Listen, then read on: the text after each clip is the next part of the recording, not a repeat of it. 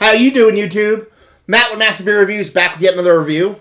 Little wax top goodness here. Look at that. Oh, how you doing, Waxy? A little bit more demented goodness, hopeful goodness, in the form of their Flanders Red, their barrel-aged Flanders Red Prominenece. Yeah, super excited to give this a whirl. Why? Because I'm not the biggest Flanders guy in the world. I'd like them. Enjoy them, have to be in the mood for them. I wouldn't say I'm exactly in the mood for one right now, but I'm going to drink it anyway. Just kind of wanted something, I don't know, I wanted to do something different. It's been a while since I've done a straight up sour beer review. I've done a couple funky ones.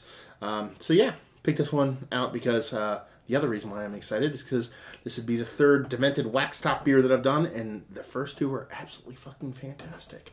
So yeah, hopefully this sucker shows and proves. This comes courtesy of Keith. Thank you very much, Keith. He is the giver of great beers. As far as what it says on this bottle, it says Demented Brewing Company, Prominenece, Flanders Red Ale, fermented and aged in Cabernet barrels. 7.2% alcohol by volume. Just like a solar prominence erupts from the sun's surface. Expect an explosion of flavors from this beer. Asian Cabernet barrels, this Flanders Red emits sharp fruit and tart flavors. Pair this beer with vinaigrettes, meat, and cheeses. So yeah, and it is bottled on August 10th, 2016. This is January 2017, and it is bottle 881 of... Who knows? Because it didn't write the of in there. So, who knows? I'm assuming maybe 1,000. Nice round number, but we don't know. Yeah. Label-wise, it's cool. I dig it. You know, not my favorite labels in the world from Demented, but the beers are pretty good, so it makes me like the labels a little bit more. And, yeah, I'm kind of nervous about opening this one because you've seen me, if you watched my reviews before, you've seen me struggle mighty with wax top beers. So what I've been doing is just cutting a little kind of seam out of the back here so I can get a hold of it and just pop it right off so you don't have to watch me struggle as long.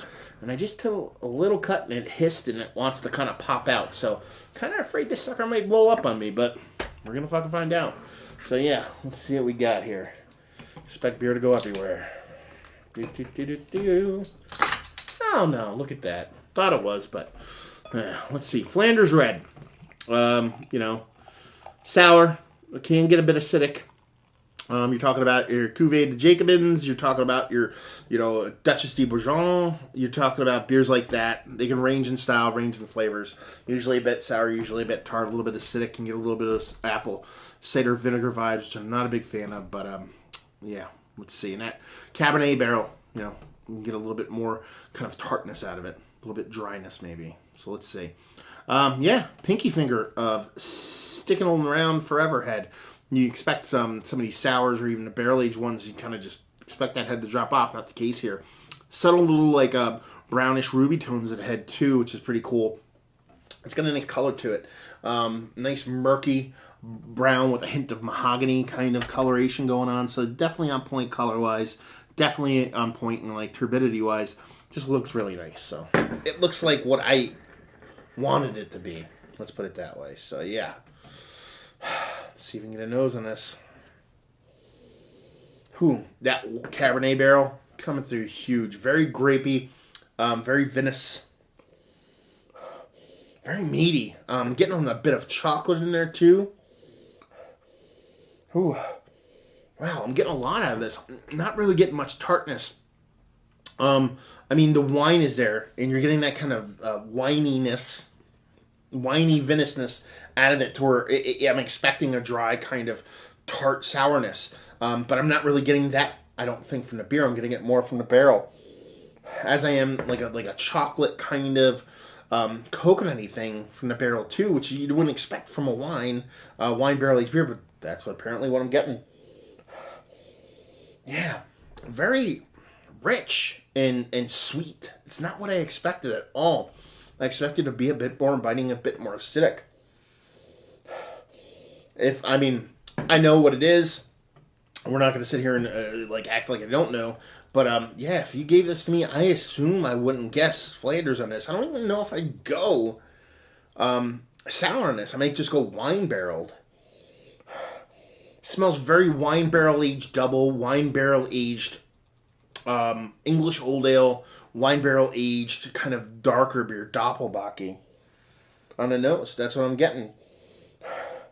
Yeah, there's this inherent kind of rich It's caramel. It's got to be caramel. It's the brown sugary kind of caramel thing that's kind of throwing me on there and giving me that kind of sweetness. It's kind of tossing this into a different kind of vector and coordinates and all kinds of words that I'll just spat out. So makes me sound like I know what I'm talking about.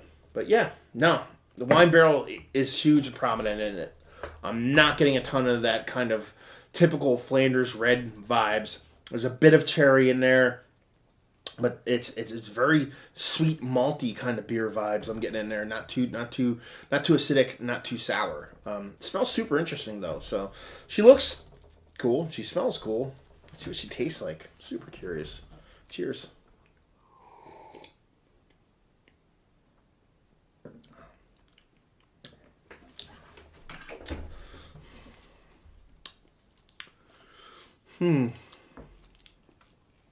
There's a lot of caramel in there.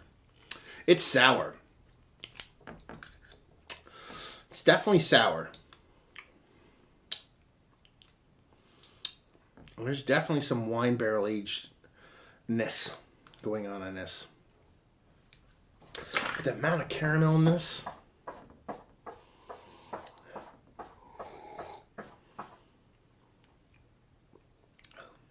Yeah. I can get. I get calling it a Flanders red. I get the wine barrel part because it definitely wasn't a wine barrel. But the Flanders red part is throwing me off a little bit. Now, everything I'm going to say now is total me conjecture. But this tastes like, to me, like a dark beer, a darker beer, like a Belgian double, or like a Doppelbock, or even like a kind of like an English old ale that kind of went sideways and ended up being called a Flanders red. Now, like I said, I have no idea if that's the case. There's no way for me to know if that's the case. But that's how it tastes to me. It just doesn't taste like it was purposely meant to be soured. I guess that's what I'm saying. So yeah, it's okay. I like it. I dig it.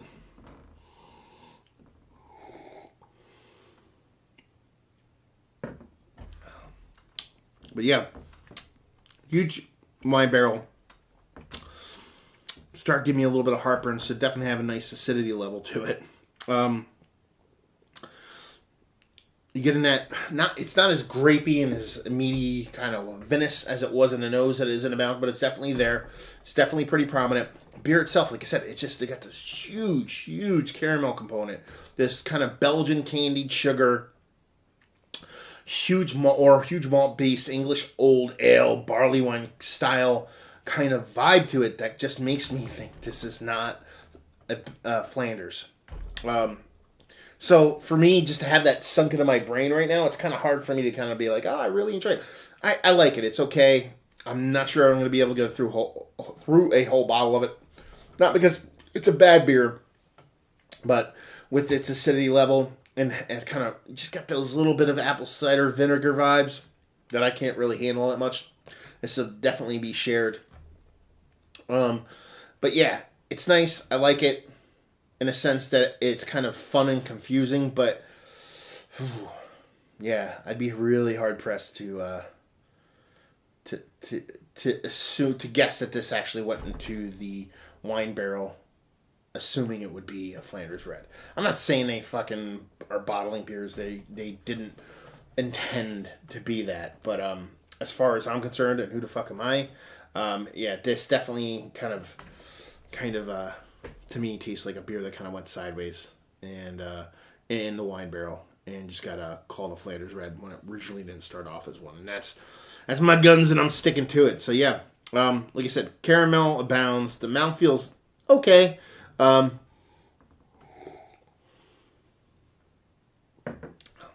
Definitely sour. Apple cider vinegar vibes to it.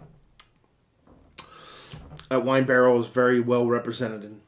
But yeah, it just it's a little bit too much rich caramels for me to kind of go on that Flanders route. So yeah, let's talk about it. It's one of the better barrel aged sours I've had as of late now. It just doesn't work for me.